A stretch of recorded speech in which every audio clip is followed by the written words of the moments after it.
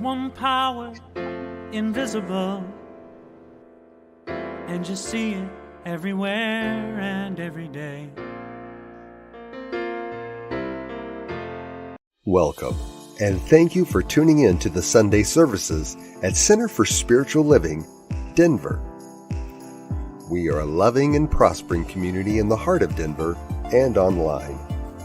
We now conduct hybrid services at the historic Grant Avenue Community Center and Sacred Place, located at 216 South Grant Street, Denver, Colorado.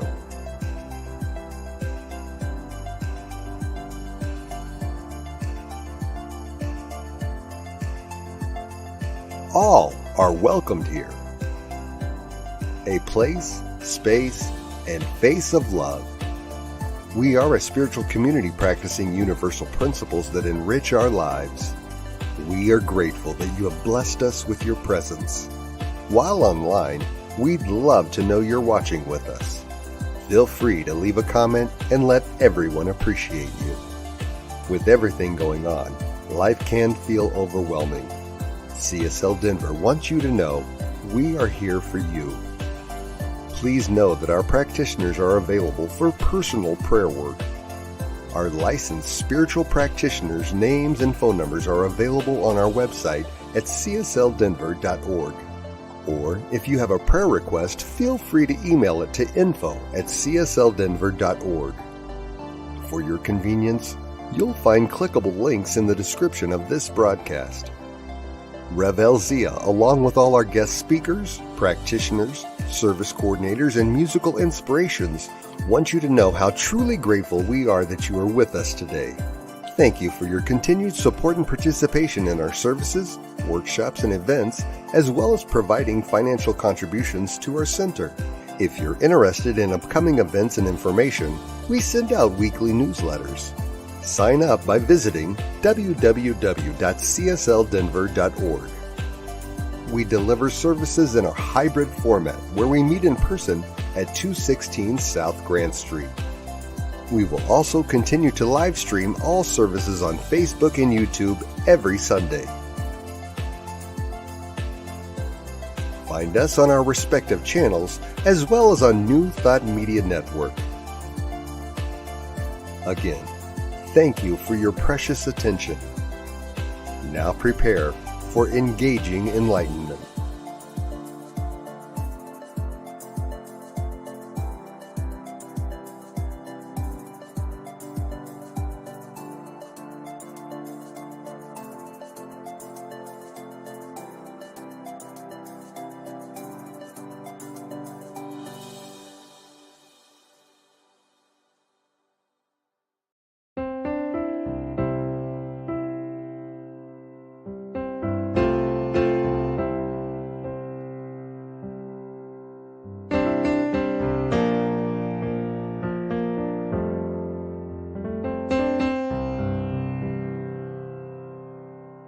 There is a garden where dreams come true, a beautiful garden where God's grace blooms. There is a garden where everything grows, a beautiful garden where love is sown. And in this place of light and love, you can have anything that you're dreaming of. There is a garden where dreams come true, a beautiful garden. That garden is you.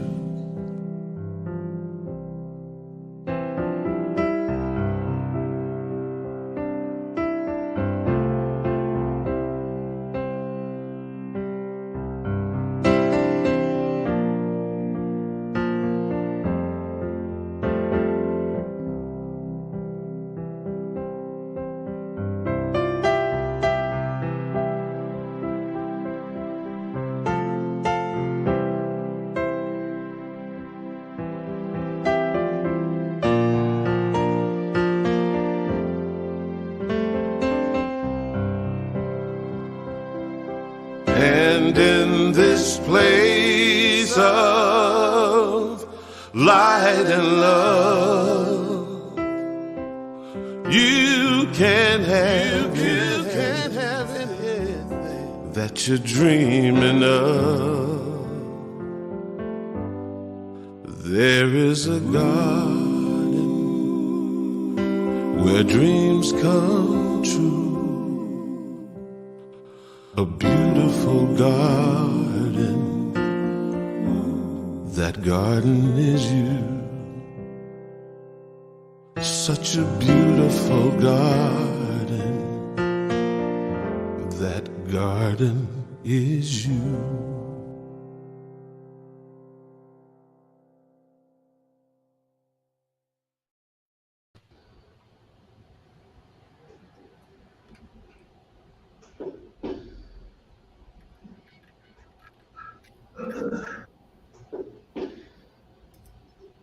Here we are. Good morning, everybody. I'm Alice Nutter, a practitioner here at Center for Spiritual Living Denver, and I invite you to join me in an invocation. So if you feel comfortable, close your eyes and sit back in your seat and just take in a deep breath and just let it out.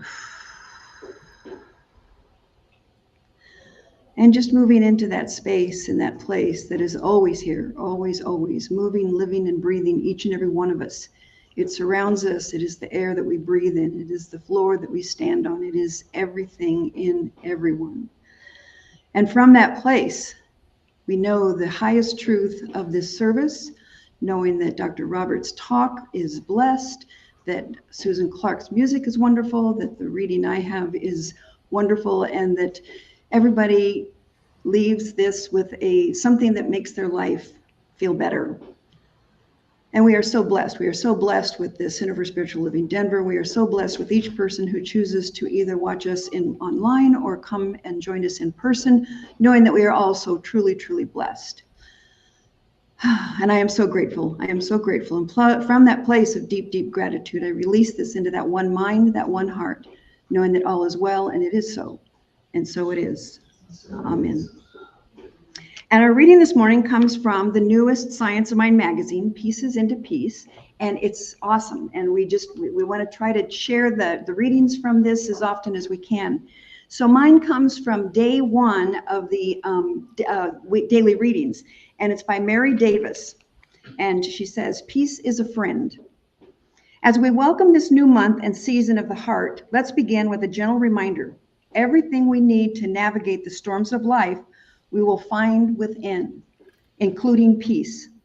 This week, I found myself in the middle of one of life's storms. As I rocked on seas of change and uncertainty, I searched for the coordinates of inner peace. I remembered that in the eye of a storm, there is a tranquil oasis, just like there is in us.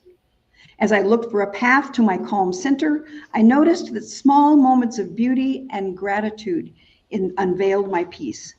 I found peace in the soft pink clouds of sunrise. I found it in the joyful song of the cardinal. I found it in a deep breath, in the kindness of a friend, in meditation, in prayer, in caregiving. It was here, hiding in plain sight. Today, as we set sail on a journey into the very heart of peace, it might feel like an unattainable dream. But when we look at peace through the sacred eyes of spirit, we realize that inner peace is not a dream for the future. It's a practice of many small steps that combine to create a new way of life. It's an it's an adventure of spirit and an advertisement. Peace is a friend who never leaves, a friend who reminds us that these challenging pieces of our lives are not separate from the peace of divine love. Peace lives right here within us, illuminated by the simple, sacred moments of each day. And from our founder, Dr. Ernest Holmes from 365 Science of Mind, I now turn to the spirit within me. I know that it is close to me, it is what I am, and it governs my life in harmony and peace. And so it is. And now we have Susan Clark this month, yay, as our guest musician. So welcome, Susan. Hello, Susan Clark here, And I want to thank you for asking me to provide your special music for the month of September. Can you believe it's September? Woo! You know, I saw something funny on the internet. It said something like this. Oh my gosh, it's September. It's almost Halloween. I better go pick out my Halloween costume. Oh, and then I better get the turkey for Thanksgiving, stick it in the freezer just so I'll be ready ahead of time, right? And then, oh my goodness, ho, ho, ho, Merry Christmas. And then let's not forget, Happy New Year. It's just water, but but it kind of feels like that. This time of year, it's everything is accelerated as we make the final push to the end of 2024. I love the topic this month, especially the first week, I guess, of September. It's about peace, pieces of peace, all the different types of peace. Of course, we all know that peace is in the center of our being, and peace starts with us, begins with me, as the favorite song of ours goes. And then there's also peace in the neighborhood, peace in your community, peace in the world. So especially as we're going into the political season, I think it's important for us to keep a level head and just remain patient and as peaceful as we can. So that would be my message for all of you coming up this fall. And just in case you were wondering what $925 worth of firewood looks like, here it is. Instead of gathering nuts for the winter, I'm gathering firewood. Anyway, always happy to visit with you, and I will talk to you later. Bye.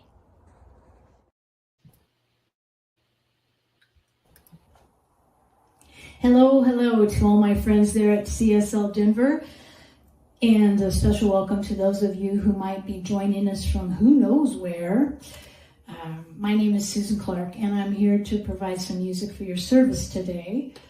I picked out a song by a new artist to me. I had not heard of her before. Her name is Patricia Bahia, Bahia. I hope I'm pronouncing that correctly.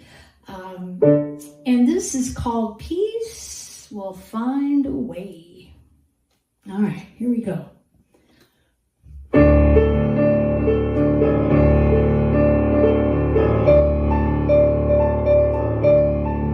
Like a flame reaching to the sky, turning pain and suffering into light, like a water flowing clear.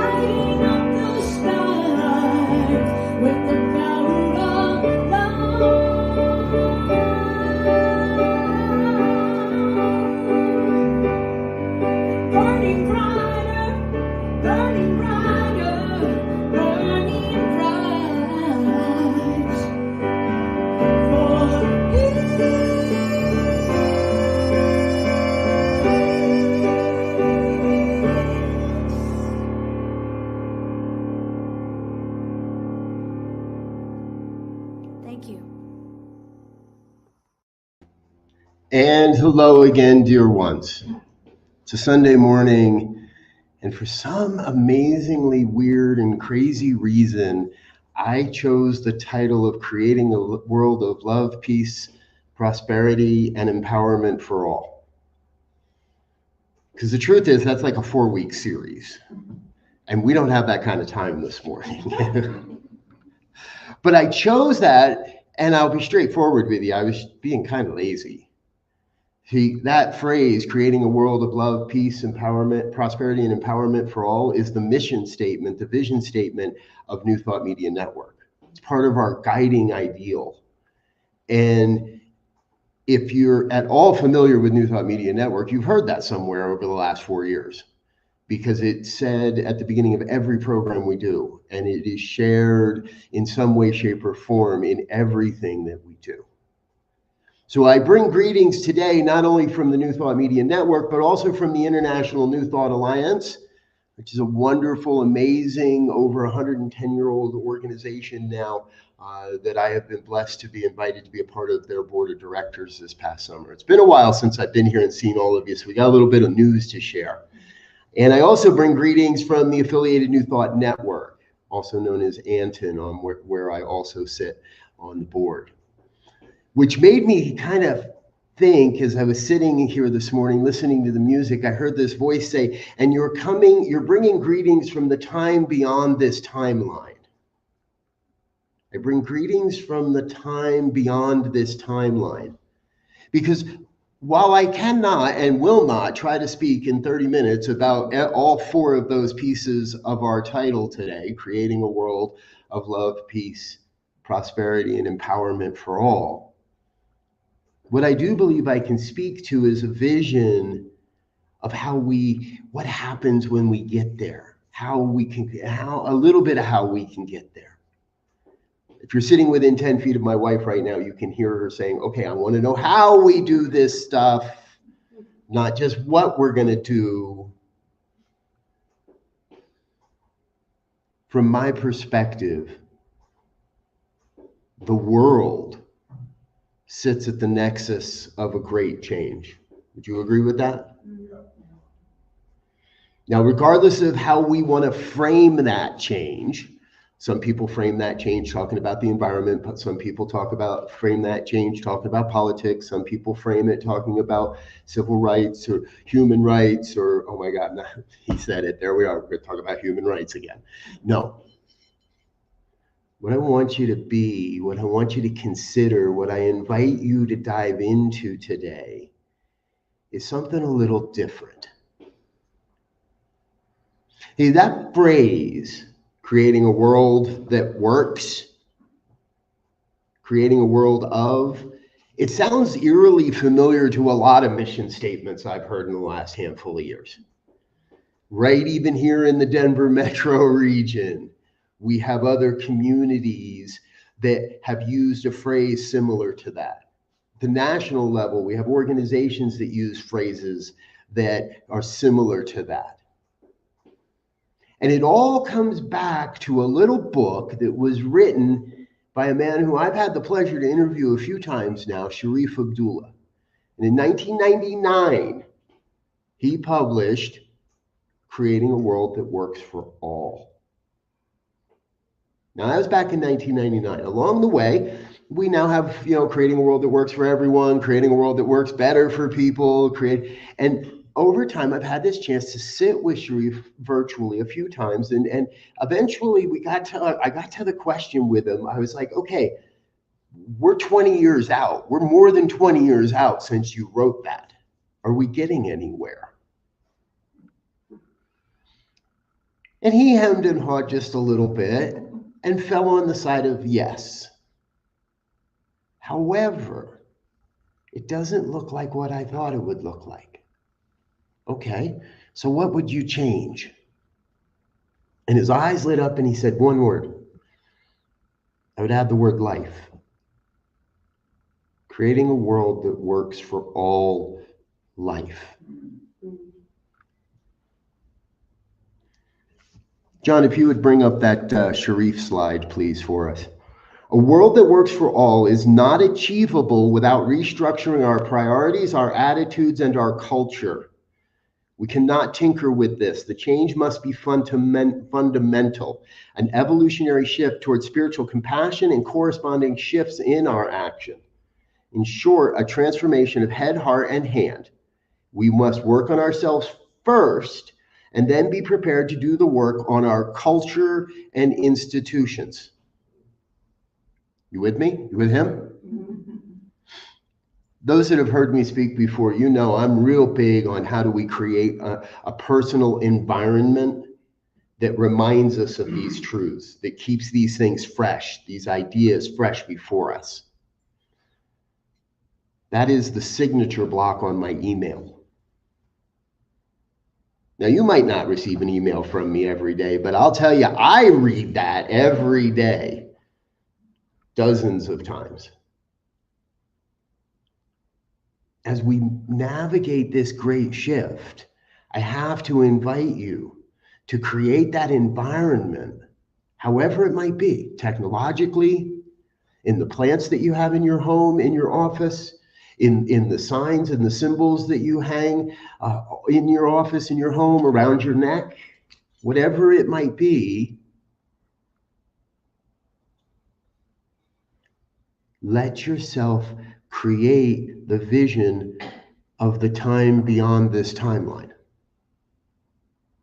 in a time beyond where we are. See, if we want to back up just a little bit and go back a ways, there was a time when no one foresaw the political system that the United States operates under right now, or that Europe or the UK or anywhere in Africa or anywhere in South America, anywhere on this planet. We are living in a time that no one could foresee at some point. How many people like to hang out on YouTube? I like to hang out on YouTube. Beyond just the ministry, I like to hang out on YouTube. And there's a great guy who's out there on YouTube. I'm going to make you go find it. And he explores the desert southwest of the United States. Utah, Arizona, all that, right? Anybody ever been to the southwest, to the desert southwest and hung out in the deserts, right? All kinds of native culture. The problem is most of it has been left to, well, blow away in the wind for the last 2, 3, 4, 5, 6, 7,000 years of it. And there are people that were living there, and he explores the ruins, and he does a great talk of he does a great job of helping you to imagine you were there, knowing that we can't really know what it was like to live on a cliff with a few corn husks and maybe some water, and we have no idea what the crops were like, and we have no real idea how they went about how they maintained a culture. It took a lot of nurturing to shift that culture to what we are today. We are living in their time beyond the time, their timeline. Still with me? Cool. So, in the future, new thought will look much different than it does today. And if we consider for just a moment, what we live in now, new thought, looks much different than it did at the turn of the century, 100 years ago, when a guy named Thomas Troward stood on the street corner out in front of the Althea Center and got his picture taken as the vice president of the International New Thought Alliance. That same organization I now get to serve. So there is a timeline of how we each get to show up in our own way, using our own unique set of gifts and skills and talents to serve the time beyond this timeline. In Sharif's quote, he's very clear. Yeah, we got to take care of ourselves first, right? Put on your own oxygen mask. We have heard this analogy for, how about you? I've heard it for 20 some odd years now in this movement. Take care of yourself first.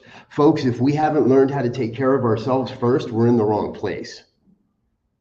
In my perspective. Yes, I don't know why that just happened. Let's try that again. There we go. If we haven't learned how to take care of ourselves first, truthfully, we're in the wrong place. I believe the future of New Thought is not as much teaching the basics as it is providing a container whereby we can all go deeper, where we can go to another place, a time that we maybe don't understand, to explore how we take this to a broader audience, how we open the doors of our own consciousness to be part of this nexus of change.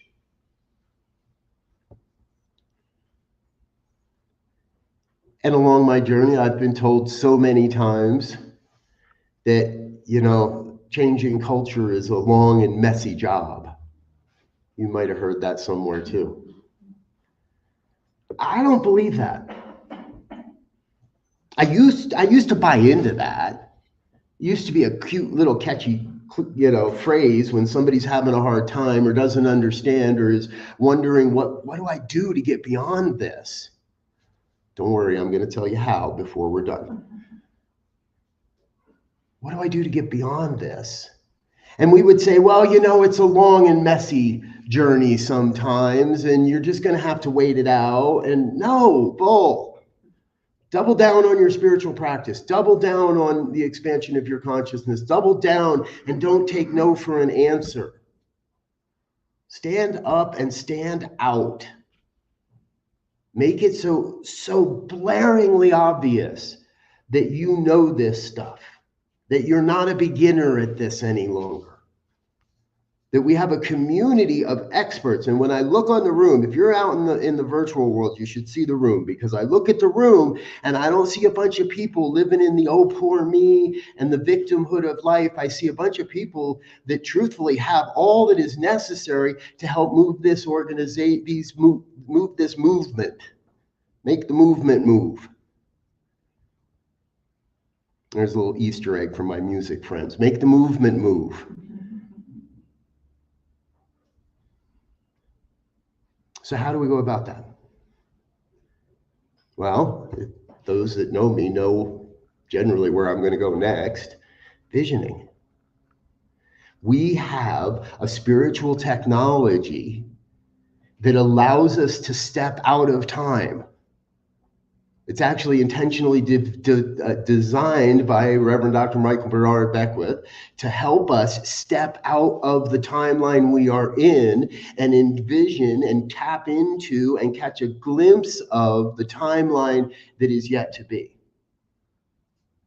Where we're going, what we're doing.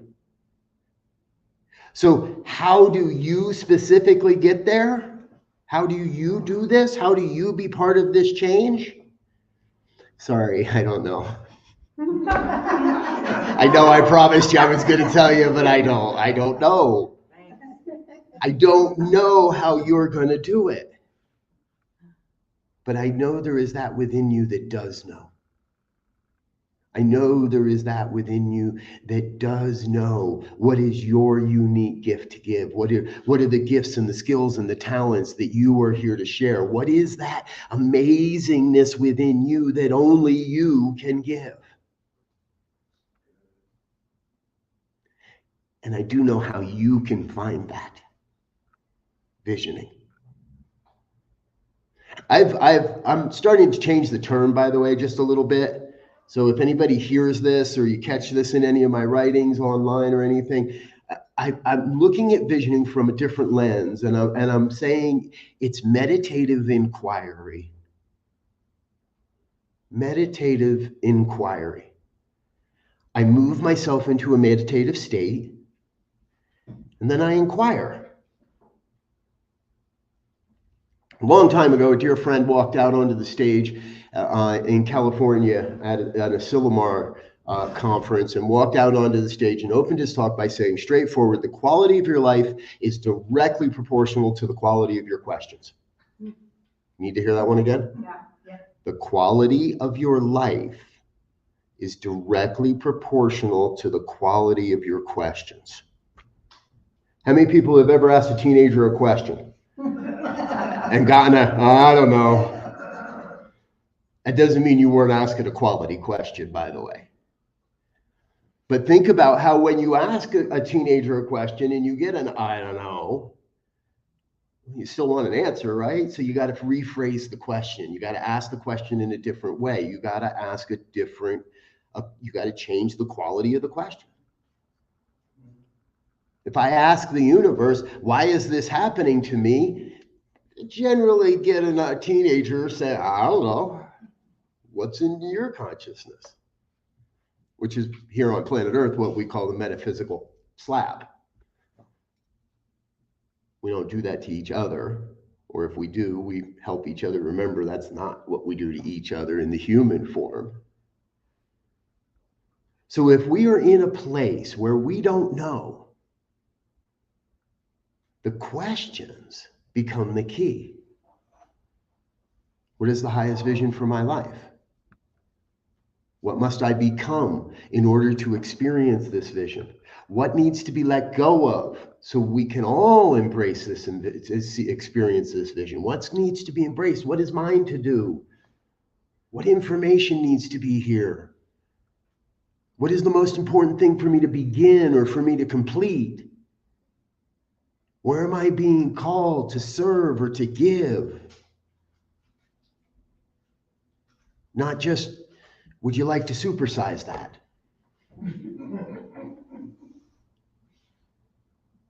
How are you here to serve? Now, we're talking a little bit about Michael Beckwith today in the visioning process, and it works out perfectly because I did this, I put it together. Michael also has the 4 kingdoms of consciousness.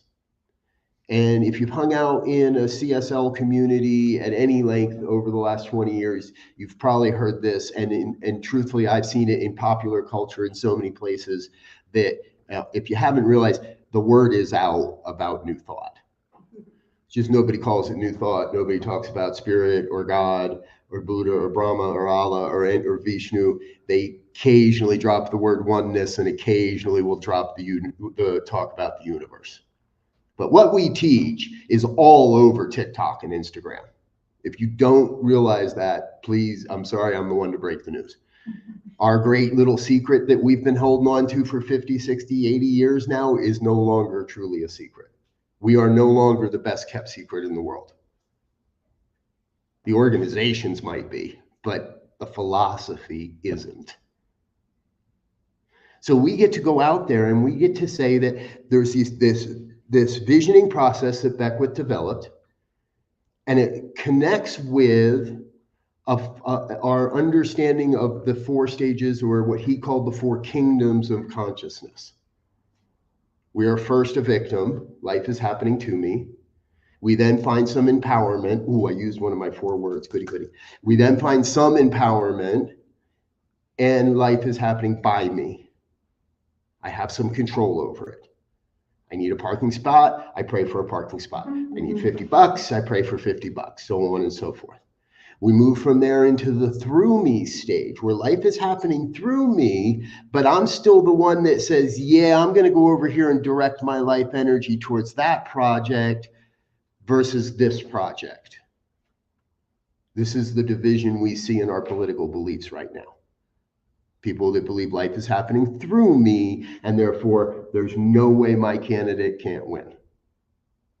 And then we get to the place of as me, where I'm open to what is what is. It is what it is. And I'm going to work with what happens, regardless of who wins or loses, regardless of that didn't work, or this business went under, or this crumbled, or I lost a relationship. And we work in that place of what is. And all of that is putting our own gas mask on for, putting our own oxygen mask on first. All of that. I spent some years on the road with the hippies. All right. So all of that is putting our own oxygen mask on first. David Alexander released a book earlier this year, and if we can, John, we're going to bring up that next slide real quick. It's called The Promise of New Thought, Liberation, Theology, Freedom from Discord. I highly, highly, highly recommend it. If you don't have $16 to get it on Amazon, borrow it, find it. And he talks about taking us to a fifth consciousness. So he changes it to the fifth realm. The fifth realm of consciousness seeks to apply the principles and practices gained in the struggle to break out of victim thinking and live in a deeper mystical awareness, even if briefly, to the whole society as an affirmation of our awareness of our oneness. Gone is any dense, typo, my fault, any sense of, I got my enlightenment, you go get yours. And in its place is a sincere desire to serve humanity in specific and tangible ways. No excuse for the typo. I did it this morning. That's why my camera was still on in my office in the studio when some of us came to the virtual studio. Bring that back up for me, would you, John, real quick? Apply the principles and practices we have gained. Thank you. Apply the principles and practices we have gained through the basics. Center for Spiritual Living, how long you guys been here now? It's an organization, not in the, like all the way back? 27 years. And in that time, this organization has taught countless people across the Denver metro region the basics. And not one of them has forgotten that. Not one of them had walked away going, oh, well, that was a waste of 5 years, or oh, that was a bunch of bull, or this has been a beacon of the growing edge of new thought from its very inception. We know that. We can go back and look at the records, the archives, the written record of this community and see how you were lived. This thing was started by looking at a time such as this.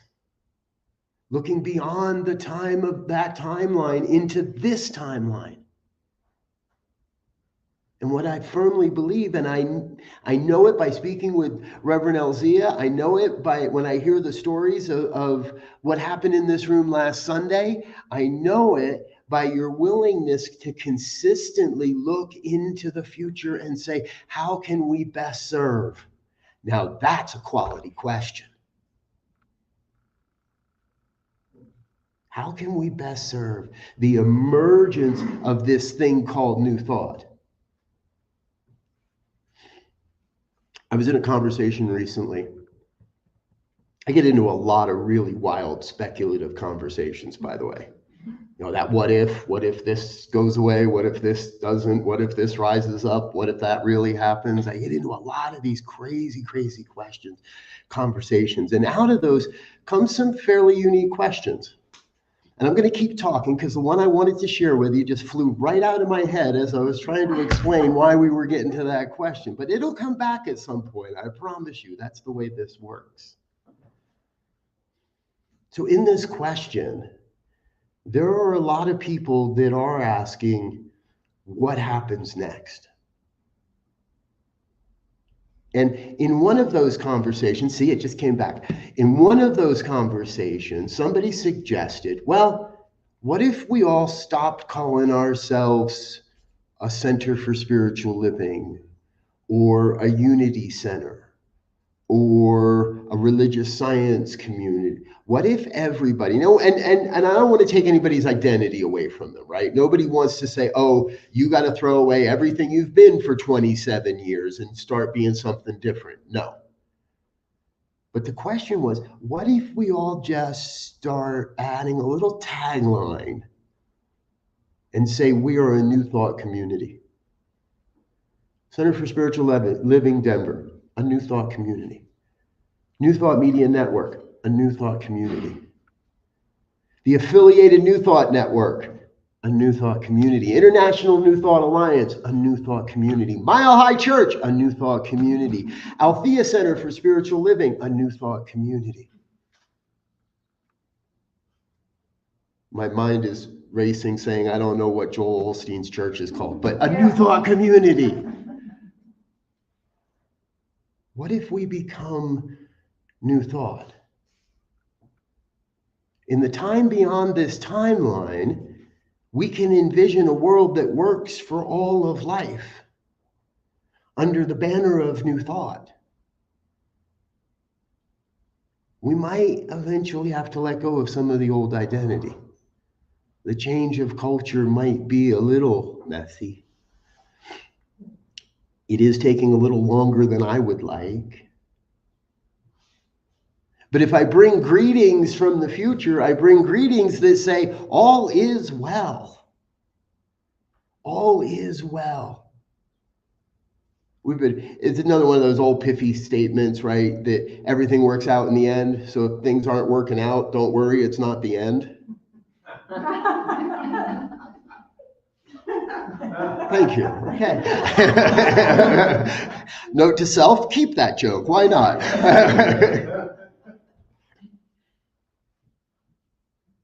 I know there are things in the New Thought movement right now that can very easily be translated as, oh my God, this is horrible and no good, rotten day. This is horrendous. How can we survive this change? And as someone that is in a lot of conversations, Centers for Spiritual Living is not the only organization having that conversation within themselves.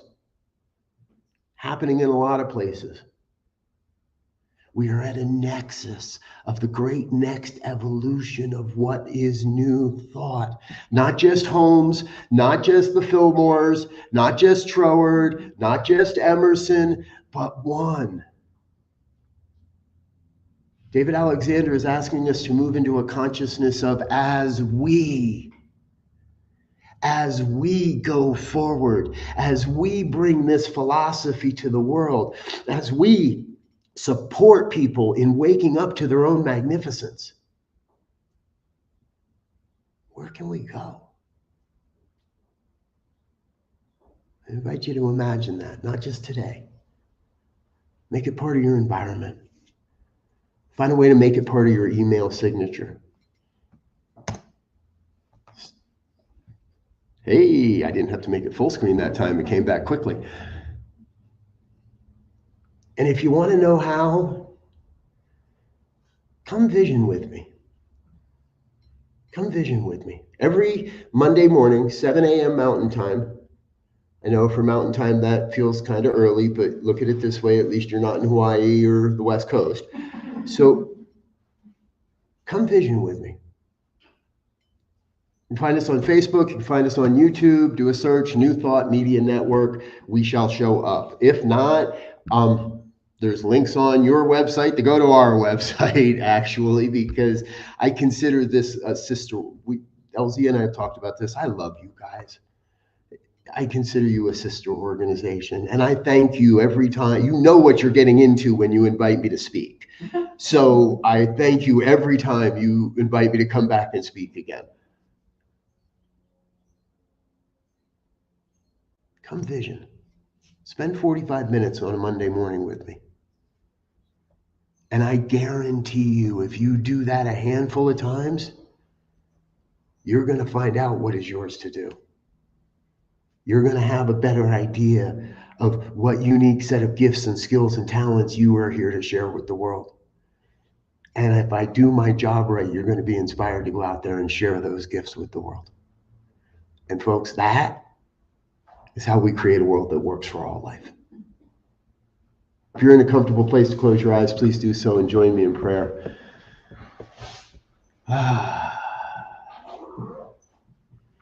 One power, one presence, one infinite intelligence that is moving and breathing as my life, as your life, as all of life perfectly. One self-existent cause that is forever taking on form and experience in order to abandon those forms, abandon those experiences, so it may take on new form, new experience. One life, living itself as your life perfectly. Whole, complete, nothing missing, nothing absent.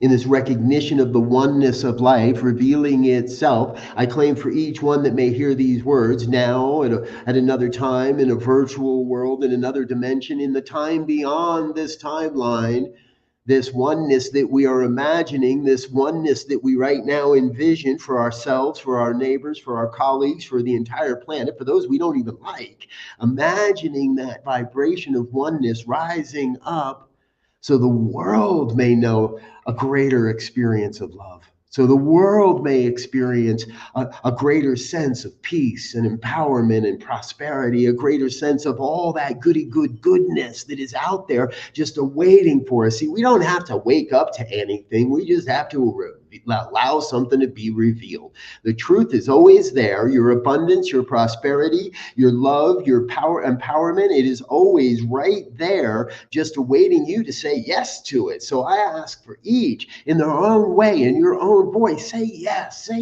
to the divine urge to give. Say yes to that calling to serve. Say yes to whatever it might be. Wherever you may see something that wants to change, say yes to being that change. That is how we lift up this world. That is how we create a world that works for all. Saying yes. That yes arises from the deep introspection, that meditative inquiry, that place where we find ourselves becoming still and open to the divine voice of the one, and then ask, what is mine to do here? How do I reveal the great vision for my life in this moment? What can I let go of to be a better conduit through this vision? Where am I being called to serve, and where am I being called to change? To make it up differently. To make it up in a way that works for all of life.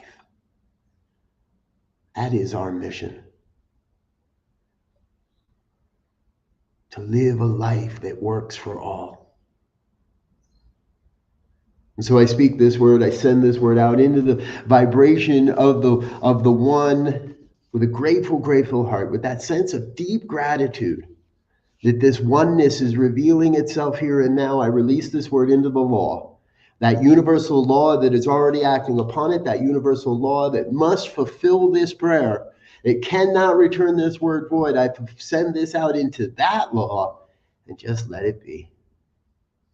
Get myself out of the way. And I invite you to join me in an affirmation of this truth as we say together, and so it is. Thank you.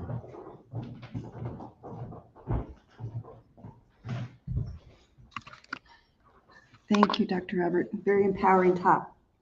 Say yes. Yes. And now it's time for our offertory. We are so grateful and blessed for everyone's support of CSL Denver, whether it's in time, treasure, or talent, and especially during these times of change.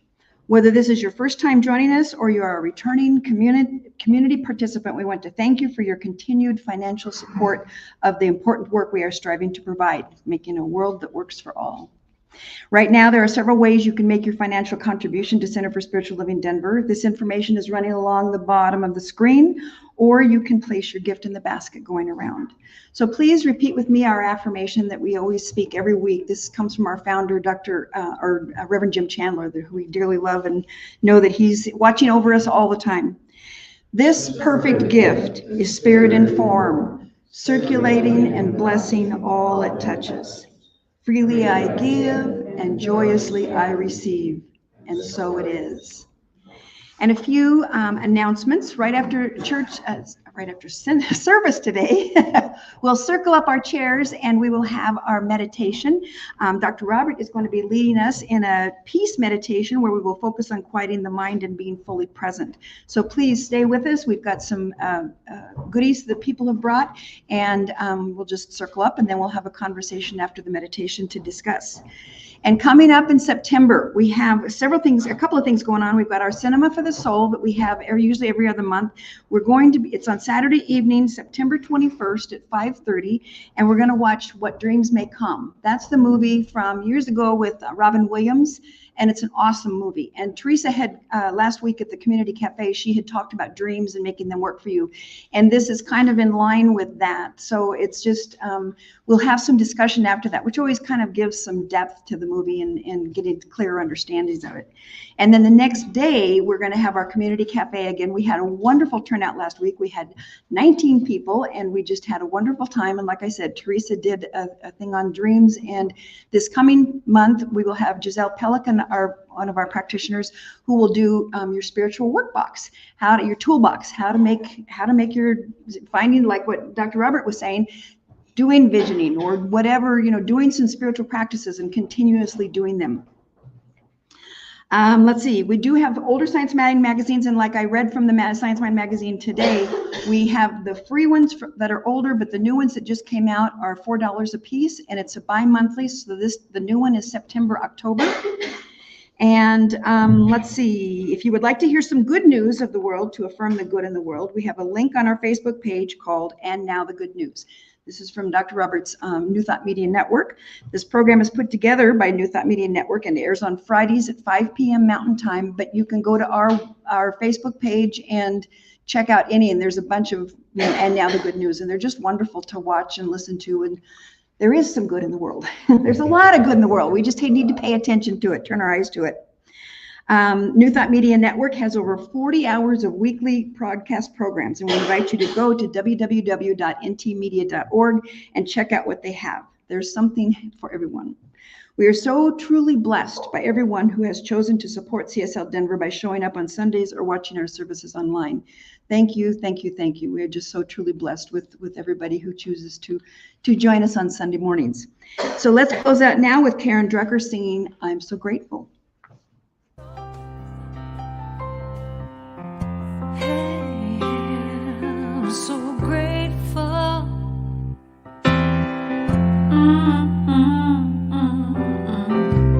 I'm so grateful. I'm so grateful.